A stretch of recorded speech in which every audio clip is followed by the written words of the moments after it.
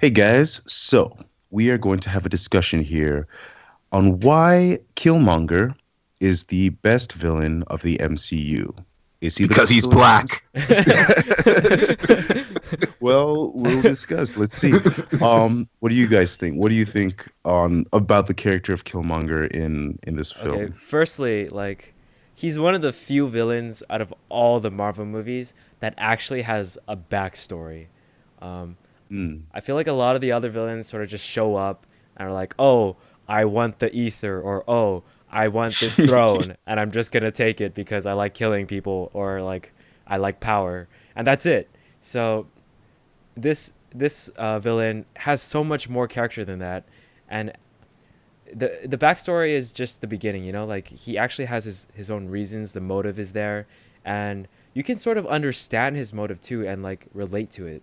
Um, hmm hmm that's what makes him a whole lot better than a whole lot of. Are we also like including Loki in this? Because technically, Loki is like Yeah. an anti-hero at the same time a villain. Mm. Like, I think we need to because like when you talk about the best villains of the MCU, and we're discussing Killmonger, the obvious rebuttal is going to be Loki. yeah, So yeah. the question is essentially, is he better than Loki? Because like I don't know anybody that can reasonably argue that any of the other villains are better than Killmonger. Um, the closest that I can think of is the guy from Winter Soldier, but I can't even remember his name, so I don't think that's a good sign. Um, the Wait, government guy. the government guy? Shoot, Yeah. yeah, I don't remember. Yeah, no, I don't remember his name. But because like anybody else, I don't know who else would be a good Marvel villain. But Loki would be the obvious choice to compare him against. And so because like you said, like most of the Marvel villains, they don't have a backstory. It's kind of just these people with these motivations that we don't understand that are doing this thing for some reason. And here, and similar to Loki, they have a backstory. They have some kind of reason for why they are the way that they are. And so I think that's where this conversation is going to take place. Is basically it's Killmonger versus Loki. Yeah, I would say, well, one villain who was good was, the Mandarin. Okay. Other than that, jokes. Killmonger, yeah, like honest to God, this guy is like one of the best villains. Like, you know how they say a movie is only as good as its antagonist? This is basically a good example because this film, if Killmonger wasn't the antagonist the way he was, this would have been kind of a boring film. Like it would have been like a cool, like, oh, they had good moments. But him being the antagonist it just was like, again, I did not expect a Marvel movie to just have that. Like that's like Marvel being this, happy, like, haha, we're just like this happy Disney type of thing. You sell your kids to Disneyland, like What? happy white peach life family to have a villain who's all like, I want to kill white people is still such a like, whoa.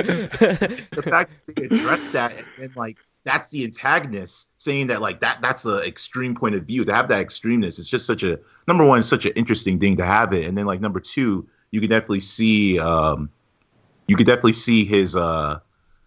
see his drive, his passion behind it. And then like when he died, that was like one of the most deepest way to die, where he's like, my brothers and sisters been like live longer.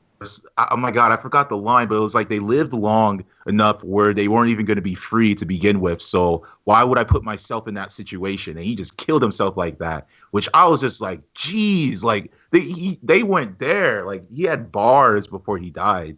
So to have a villain to have bars before he died, like I don't care what Loki does. Like Loki's literally just a Loki. I'm just being straight up. But Killmonger, on the other hand, just everything about him. Like Michael B. Jordan really worked hard on this role to be a good villain. He wanted to be like the Joker. Unfortunately, they didn't give him enough time to be really like the Joker. But for the most part, yeah, he's just for a villain that I don't even know of to have this impact on me. That to me tells me he's a good villain. Like Mm. I don't even know who the hell he is, but I'm intrigued enough to even like buy a comic book. So I for me he is like Yeah. not he's one of Yeah. the villains in MCU or even best one of the best top villains in history of villains. Like Oh wow. I'll put him in the top 50, of course. Like there's Okay. obviously probably there's probably more villains I like, but he's Yeah, in yeah, that yeah. top. So That discussion. Yeah, I think a lot of that can be attested to the director, Ryan Coogler, because he and Michael B. Jordan have this special relationship because he's been um Michael B. Jordan has been the key actor for Ryan Coogler, the director, for all of his films. You have Fruitvale Station, Michael B. Jordan played the lead role. You have Creed, Michael B. Jordan played the lead role, and now he's in this antagonist role. And it was it kind of it was interesting because it afforded Marvel this opportunity to have this relationship where the director and the actor that is playing the villain are so in tune with each other that they can tap into what they know to like bring about the best performance. And so we ended up with a fantastic performance from the villain in this movie. I'd agree with that since like it's just everything that he did in the movie for me was like important, and every time he was on screen it was like I wanted to see more of him, you know. and Yeah. and I don't get that from the other villains from the MCU. Yeah, yeah, and I think that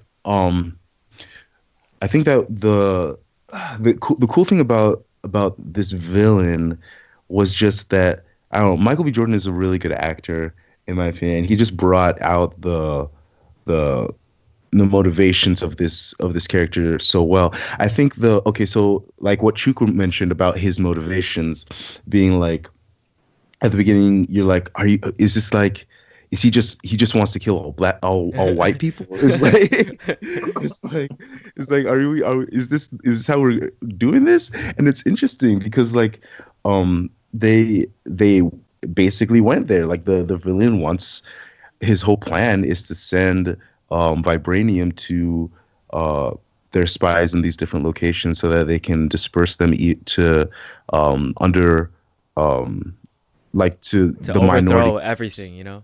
to overthrow basically white people who in his mind are in control. And so it was interesting that they had that motivation in this character because like yeah, it just like it worked with the like current social climate that we have right now, and to have that motivation in the villain, it was an interesting move. It was a really interesting move because it made him such that like you understand his motivation, like you understand where he's coming from, Yeah. and that a villain where you can like understand where he's coming from, but you still recognize that there's a flaw there, even if you're not 100% sure what that flaw is. You recognize that there's a flaw there. It makes the villain more captivating and more interesting, as opposed to, you know, the Mandarin. I'm still gonna put Mandarin as my top three favorite villains of all time, of course. Okay, okay. But yeah, just definitely he's definitely one of a kind as a villain in the MCU. I hopefully this is gonna motivate more interesting villains. Maybe not politically, but in a more maybe we can play off the villain a lot. Yeah, I guess one point I can bring up with the whole Michael B. Jordan villain thing. I kind of like that because Michael B. Jordan's sort of like a you can argue say he's a sex symbol. So for him to be the villain, it's kind of like that whole like anime thing where like the evil villain is some good looking dude who's misguided. So you can almost argue like Michael B. Jordan would be like I don't know like a Itachi type of character or But or Itachi's like good. Or you well, mean Tachi Sasuke? technically is, but in some ways you can argue that uh, you want to say Sasuke? Is that what you're gonna say? Because Sasuke in the end it kind of does become good, but They're both good. Yeah. Well, they're both yeah. good. I guess you could say I guess this goes back to the whole they have good intentions, but then the actions they do with the intentions, like the consequences that come about it. Yeah. is something. So Yeah. so yeah, that's what I would have to say towards that. And again, I wish we did have more time with him. I really think the downfall with us not having as much time is that it kind of comes off as this guy is just always angry and has never has like a happy moment. Yeah. Uh, I really wish we got more time with him too, because like Yeah. if we got to see more of him, he would have been even better. I I would expect, you know. Yeah, I agree. I also want to say that he functioned in a very he functioned very well as a villain in that he kind of was able to change the hero. Yeah. Like Yeah. because the hero um like just how we were able to sympathize with his motivations on some level, the hero was also able to sympathize with his motivations because he has basically in the character of Lupita Nyong'o and then now the villain, the same message is kind of being told to him from both sides of like there are other people out there that we need to help. The villain, his motivation, it's like is more militant. It's more like we need to rise up and we need to like kill the people that we see as oppressors. Whereas Lupita Nyong'o's character, her message is like we need to help these people through whatever means we can, um, simply for the the benefit of these people. And so in the end, we